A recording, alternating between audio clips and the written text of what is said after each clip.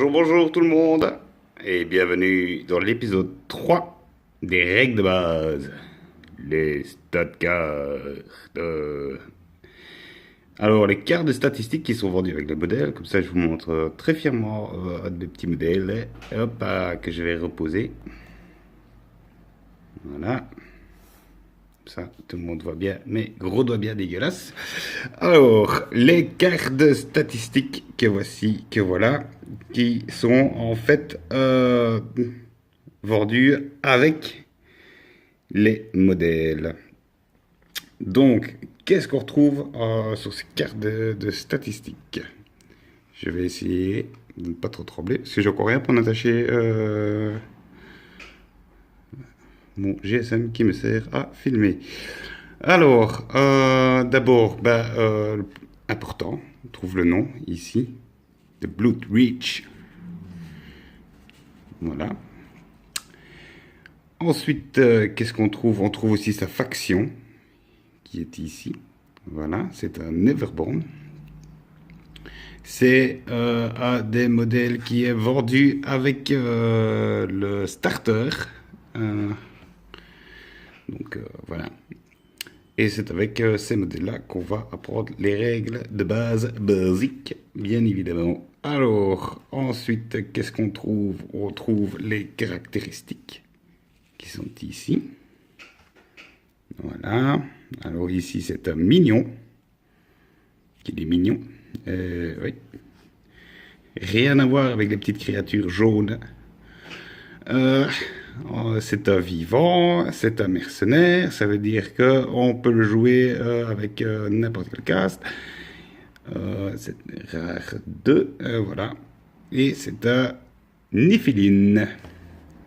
Donc voilà, pour les caractéristiques. Qu'est-ce qu'on retrouve aussi important ici? Cost 5.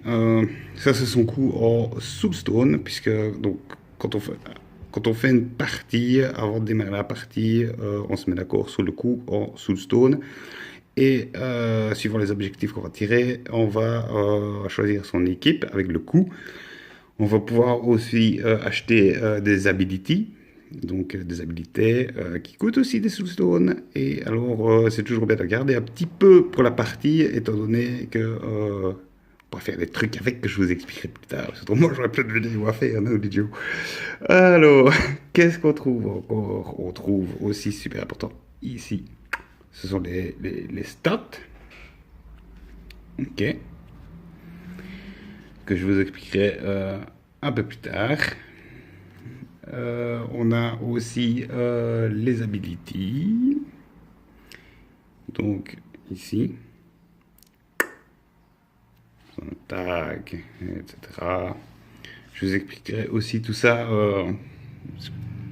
un peu plus tard. Ici, on va vraiment voir le truc de base. Ok. Ensuite, si on retourne la carte, il y a encore des trucs. Puisque on a les actions d'attaque. Ok. Hyper importante aussi. Avec, comme je vous ai expliqué ici, les points de dommage. Ça, je vous ai expliqué dans la vidéo précédente, dans l'épisode 2. Alors, ici, on a les actions tactiques. Aussi. Je vous expliquerai aussi plus tard. Et ensuite, on a ici 30 mm. Ça ne sert à rien. C'est juste pour la base. Donc, sa base, c'est une base de 30 mm. Voilà. Et oui, et ici, on retrouve encore son nom. Hop, si je retourne la carte. Voilà.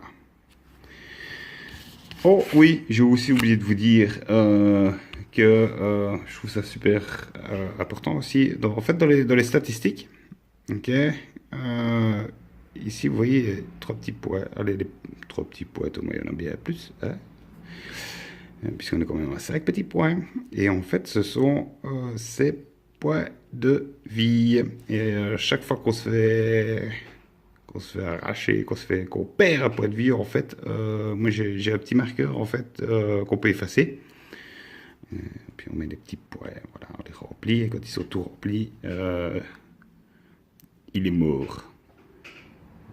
Pour un Everborn, être mort, ça c'est quand même quelque chose.